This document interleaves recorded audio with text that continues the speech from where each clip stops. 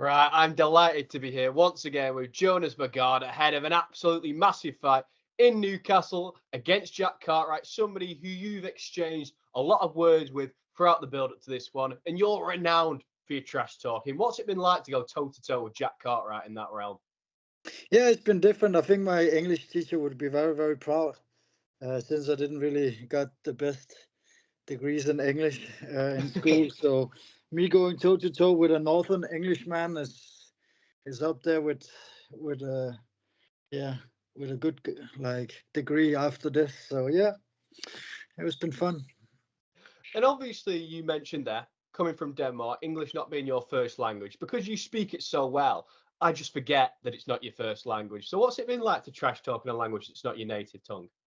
Yeah. So some of the things I didn't really understand what he was saying, and I felt like, yeah, of course, my thinking time, because it's not my first language, is a bit longer. So sometimes he was a bit ahead of me in some things, but I feel like overall, especially with the face to face thing, I got my points out, and I think I've put him pretty much in his place with facts and not just trash talk. So I'm pretty happy about I got my points out in the way I wanted.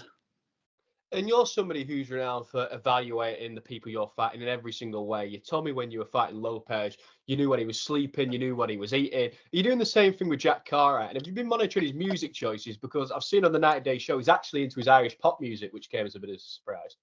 Yeah, but he told me he didn't like music, so and that was the biggest lie as well at the sit down. So after the sit down, I played some music for him. I sang a little bit for him. But yeah, he's trying to be this guy. He's not really is. I think he's actually just a sweet guy from he's just a little family man and stuff. But he has this mysterious thing about him, and he plays a little bit into it. But I just don't buy it. I just yeah. I think he's buying into people's hype around him a bit too much. So, but yeah, I know everything about this guy. I know everything I need to know about this guy. Uh, so yeah, it's just as usual, What did you sing for him, Jonas, out of interest? free from desire. Obviously, we know that this fight is a massive one for the Manchester area as well. You've obviously done amazing things at Manchester top team, winning an Octagon title. He's obviously got his Cage Warriors belt. Is this for bragging rights of that city? Yeah, of course. Uh, that's what it's mostly is about. So yeah, it's always about the fight, but this is beyond the fight for me. It's a little bit like a schoolyard fight, isn't it? Who's the biggest dog in the yard? And I'm here to piss all over the place. So that's what it's about for me. And assuming you get the victory here, I know that you're going to be looking at Lima. And obviously, the fight that night didn't go your way. But I think, in the sense, it was one of the biggest moments of your career when that knee landed and you had this option to maybe take a way out, to retain your belt that way and still be an Octagon champion. But you didn't. You chose to carry on. And I think that said a lot about your fighting spirit.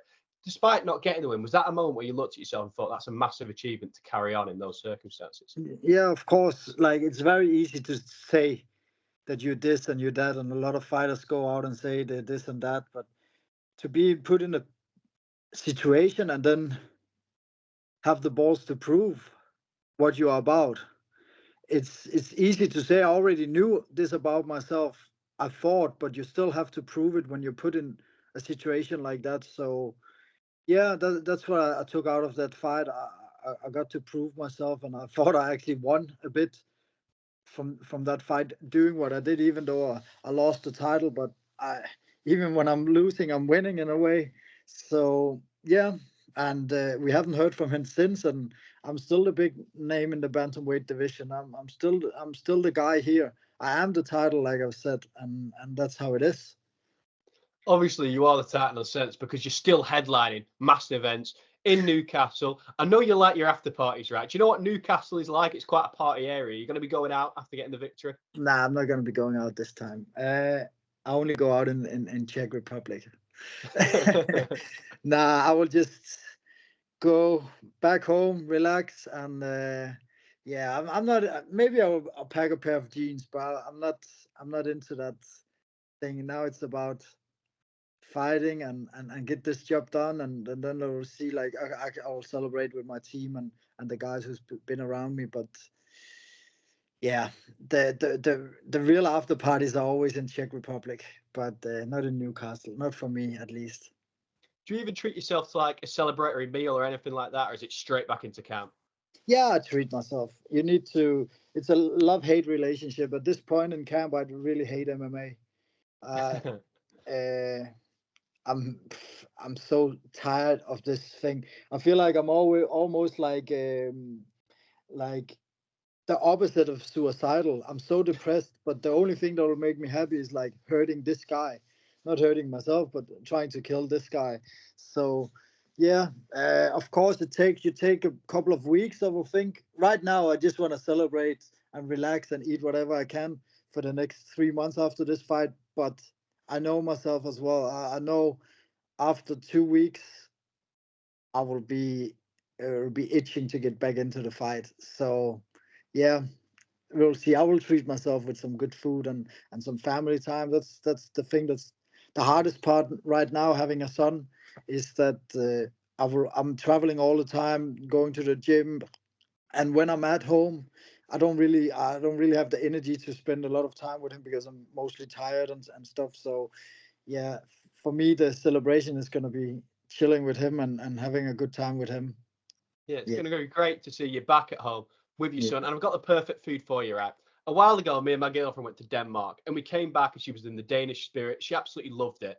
I've got to ask, have you ever tried a Danish layer cake? She baked one for me when we got back and it was absolutely unbelievable, Jonas. yeah. The Danish bakeries is fucking amazing. I'm lucky I'm not living in Denmark at the moment, but we'll be traveling to Denmark after the fight, and I'll be eating a lot of cakes. Like, they don't make them like they do in Denmark anywhere in the world. I've been traveling all over the world, but I've never had pastries and cakes like they do in Denmark. So yeah, it's just one of them. Maybe it's good I'm not in Denmark because I would have a harder weight cut than I already have. So yeah, And you've mentioned your son a little bit there. I mean, how old is he now? Is he aware of what you do as a fighting career? Does he watch the fights?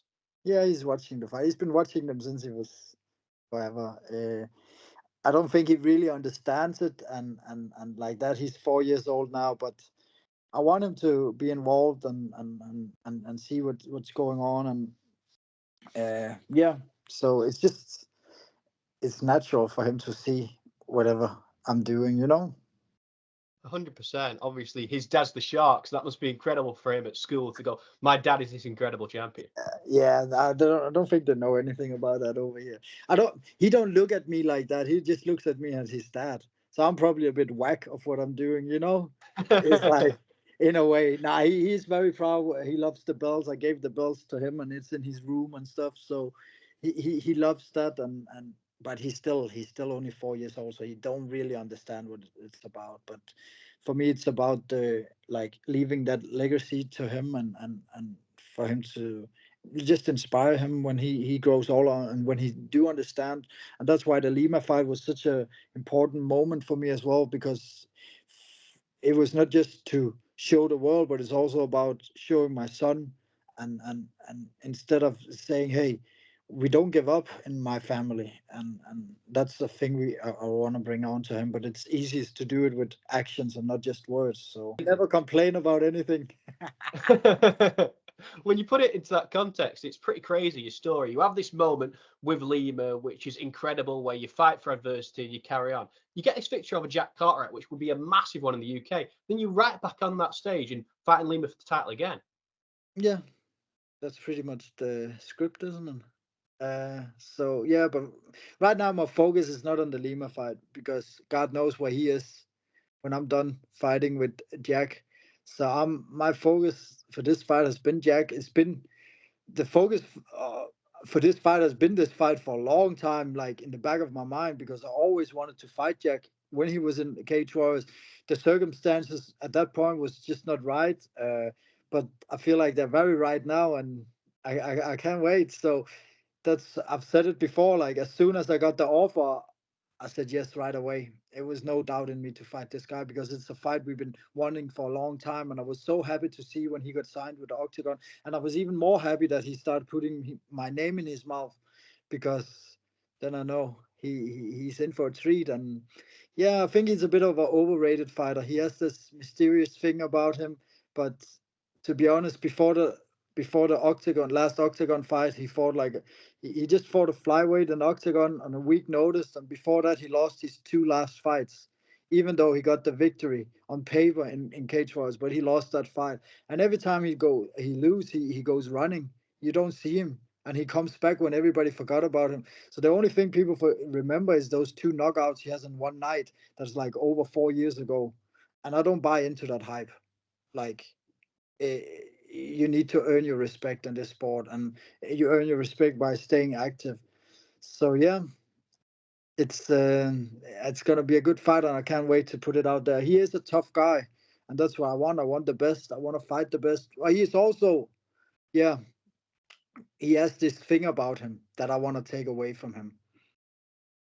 Absolutely. Jonas, it's been an absolute privilege talking to you as ever. I can't wait to watch you fight on January the 27th in Newcastle. I think it's going to be an incredible war. But before I let you go, is there anything else you would like to add? And secondly, I watched a clip of you the other day. The first album you ever bought was Greatest Hits for Kids. What was your favourite song on that album?